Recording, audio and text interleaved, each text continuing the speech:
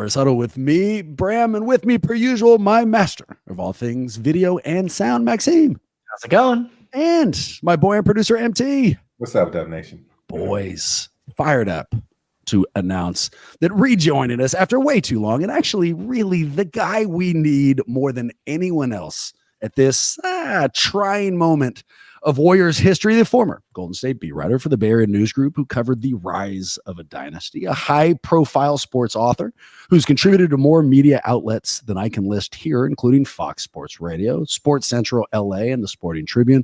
The only person I've ever met who took a charge from Artest and stole the ball from Nick Young, and just a long-time friend of this podcast, Mr. Mark Medina. What's going on, Mark? Bram, MT, Maxime, I'm doing well. I'm sorry that you have to watch basketball without involving a certain team up in the Bay Area, but all things considered, I hope you're doing well. All right, boys. We didn't record last week because I needed some time for the swelling to go down. I needed to be able to just calmly sit there before I exploded. Here's what I've come up with. I lost my goddamn mind in that game. It was a microcosm of everything they've done all season, and it was almost like they decided, okay, let's make sure all the mistakes we made throughout the first 82 games happen in its 83rd. And gentlemen, they were successful. We watched Wiggins get lost entirely yet again. We watched Klay Thompson get lost in his head, which drove me crazy. We watched GP2 not be available. We watched Kerr get lost in his rotations. The TJD thing was gone immediately. Moody wasn't even supposed to be in the rotation. Played well, didn't get an opportunity, but I'll give you the rotation that drove me the most crazy. What I understand, maybe I misremember this. Maybe I sat through the wrong press conferences. The reason they brought in CP3 was to make an impact in the postseason. Our first pseudo postseason game, we sat him for Pajemski immediately. So it was just a minefield of previous mistakes that we seemed hell-bent on remaking, and it drove me crazy. The only thing, and it's not even new, I guess the only reminder that I got that I hadn't seen through the first 82 games is how much I hate Sacramento crowd. I won't drop any nasty personal observations, but I just got furious through it. So there's some upsides. I think we'll be okay, and we're going to talk about how the Warriors can get out of the woods. But as long as I'm finally venting, oh my God, that game drove me crazy, gentlemen. I never thought we were going to win the game. I wasn't like a roller coaster of emotions, and I got my heart ripped out at the end. You could just tell from the beginning. I started out down, and I just stayed down the whole time. So I was like, well, I guess I'm here. It was a reminder. There's this documentary recently about Kanye and the Kardashians. And yes, I'm trashy enough to watch TV about that. And it was on HBO. And they had two documentary crews do two stories about the same relationship. And the idea was, depending on how you look at something, it completely changes the story. And where that comes in now, going into that game, I was only looking at it from Golden State's perspective. We own these guys. We have the entire time. We're ready to go. Little brother syndrome. The other documentary was Sacramento waiting 52 weeks for that opportunity. They had lost in that game 7, were furious, and they finally came out. And the urgency that we saw was all behind them. I mean, to back what you're saying, MT, we came out kind of flat. Like we expected them to just roll over, and Sacramento came out fired up. I'm not jumping back down that. Maxime, anything to add here? Yeah, I don't think that I've seen a better representation of the get Steph some help memes than the Sacramento game. We saw the box and one offense go really well for Toronto in 2019. This has been a problem. 2019 was not yesterday. That was like 4 years ago. And yet we're still not able to manage any other mechanism. What we saw is when Steph doesn't have it, nobody, including the coach, has any other recourse to get us a win. So it was very sad. By and large, I felt like nobody showed up for the people that we needed them to be there. All around, just a disastrous performance. I've been looking for the perfect title for all of the pseudo rotational players who have just torched the Warriors this year.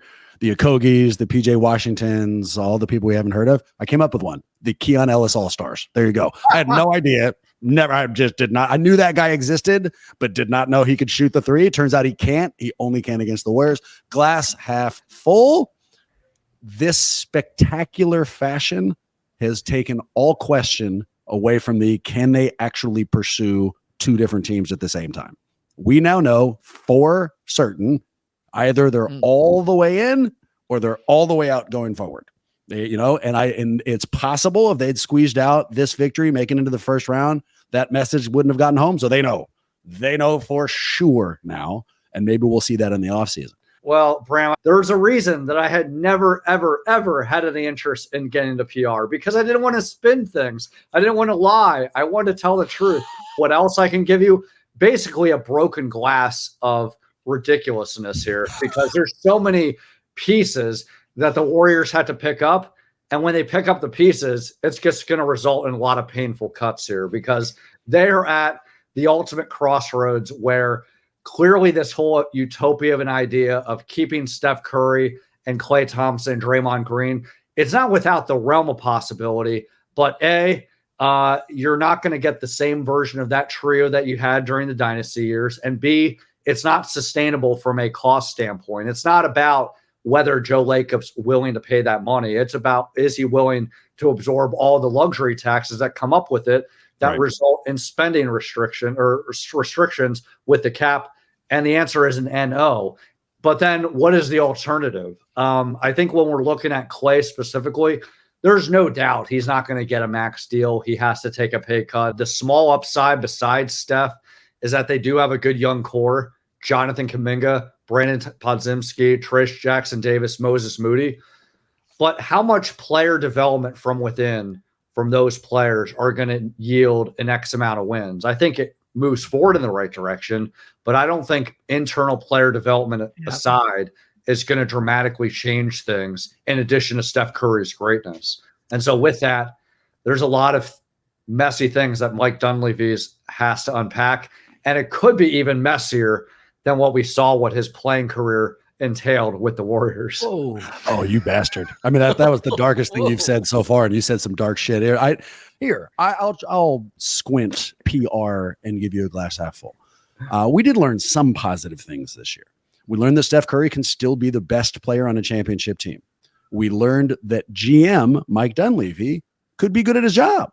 That for those first year players between TJD and Podziemski were both real finds. And we also learned that JK has the upside we were hoping he had. Did he reach it? No. Do we still have some runway? Yeah. But it wasn't a complete loss. We found some things this year.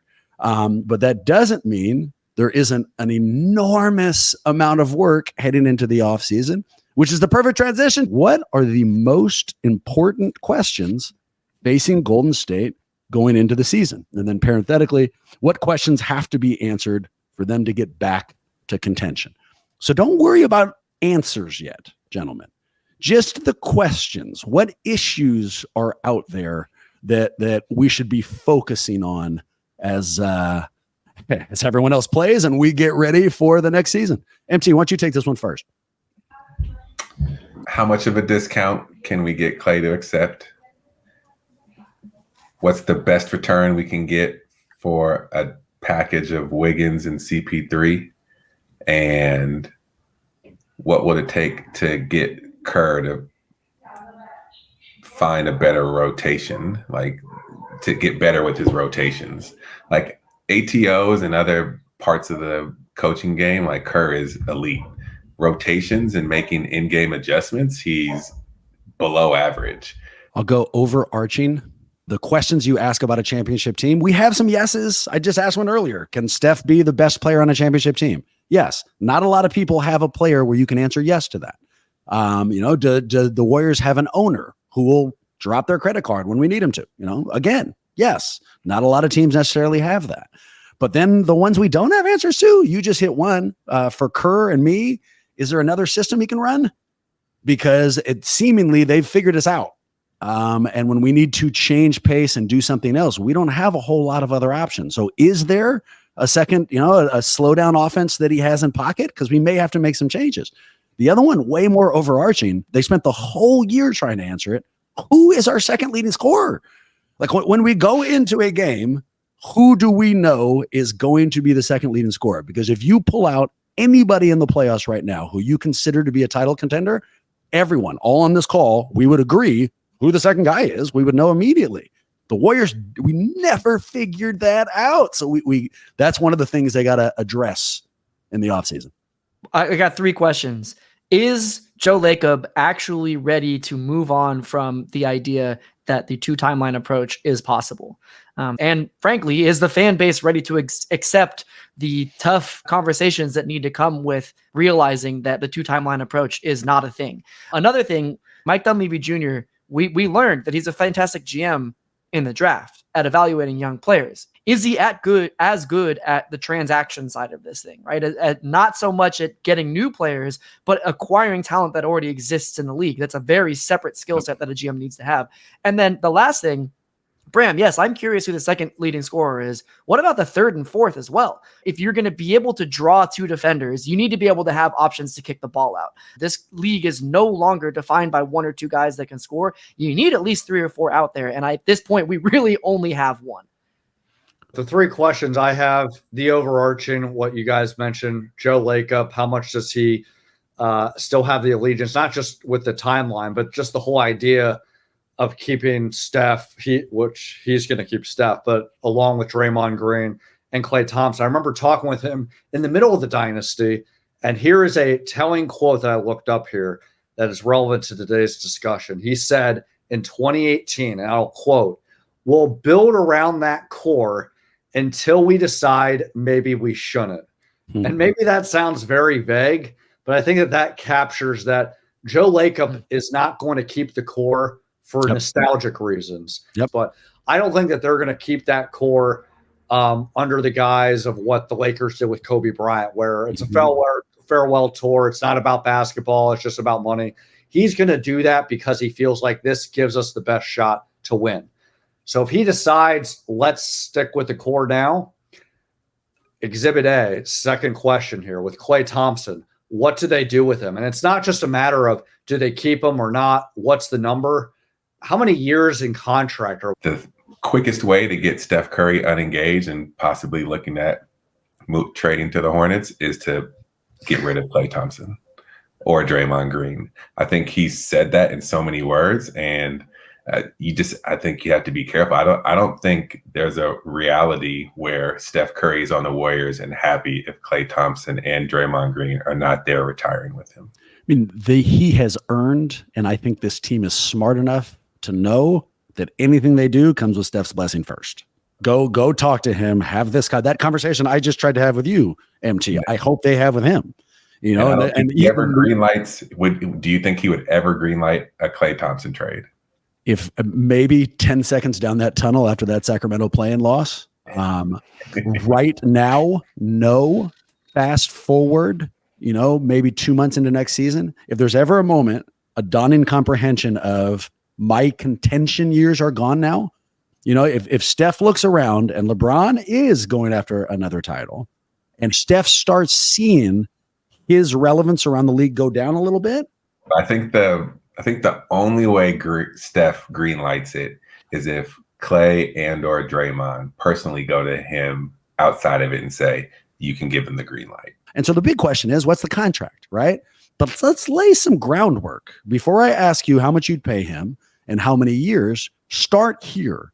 Mark, you are in the best position of probably any of our guests, certainly on this call, to answer this. What's Klay's value around the league? Not here in Golden State. Of the 30 teams, how many would like to have Klay Thompson on their roster? Well, I think 20, not all 30, but as far as which teams. No, for sure. But I mean, there's this perception. Warrior fans got angry. First, we heard he was washed. Then we heard he was done. Then we've heard retirement following Sacramento. He would be welcome on 30 out of 30 teams. And then of those 30 teams, how many does he start on?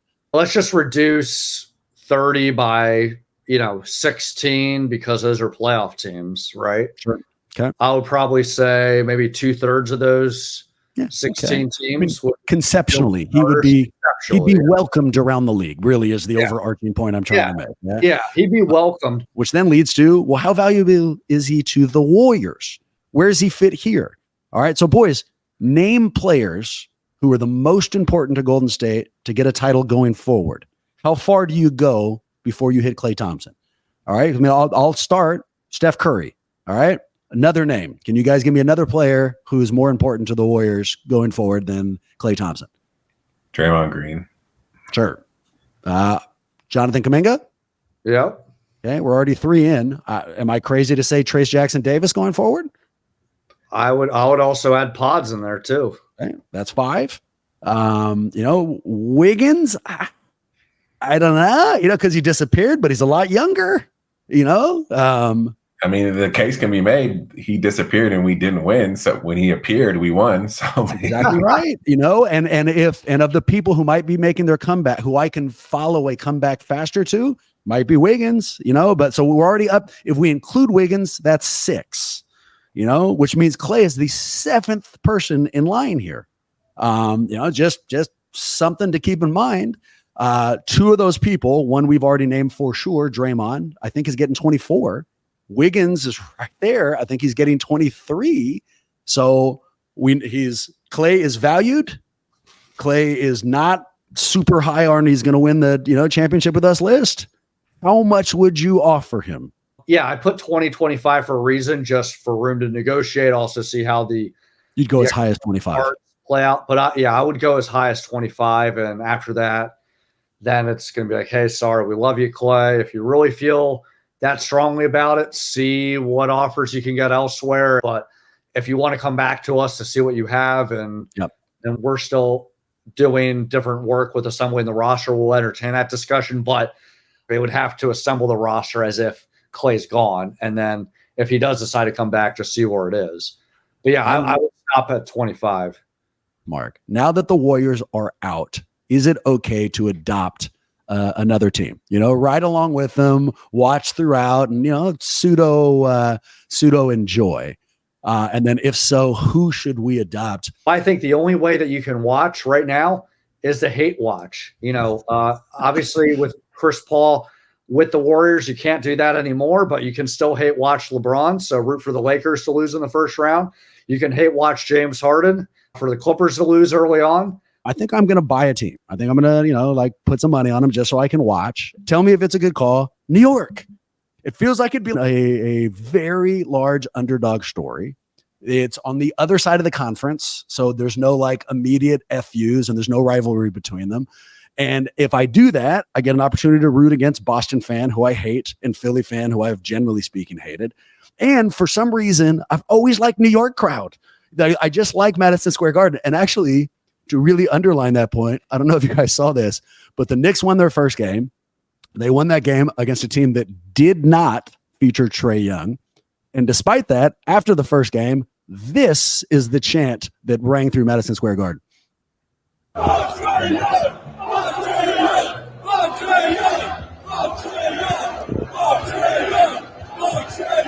For those having difficulty with the audio, that would be a "fuck Trae Young" chant from the faithful at MSG. So I think that's my move.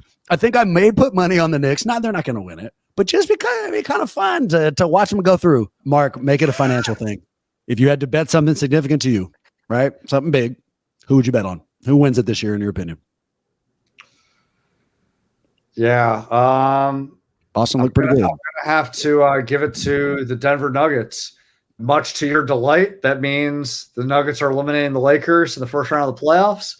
Much to your delight, that means they're going to beat the Boston Celtics. So win-win for both. I think that when I look at the Nuggets' continuity and the fact they have their main core of their championship pieces in place and they're all under 30, they're just such a well-oiled machine that they're going to be ready to take out Boston in the finals. I don't think you're wrong. Mark, we not only missed you, we needed you, and you delivered per usual. For people who need way more funky Klay Medina in their life, where do they go? Well, as you alluded to in the intro, doing things for too many outlets to count, but I'll try my best. Writing side, writing for Sportskeeda and Sporting Tribune. On the TV side with Spectrum Sportsnet, CBS LA. And on the radio side, Fox Sports Radio. Let's go. You know where to find us. If you think we did a good job, bad job, any job, you can shoot an email to Huddle at warriorshuddle.com. And we will also be recording through the offseason. Too many storylines not to do exactly that. So with that in mind, go Warriors, and hopefully see you next week.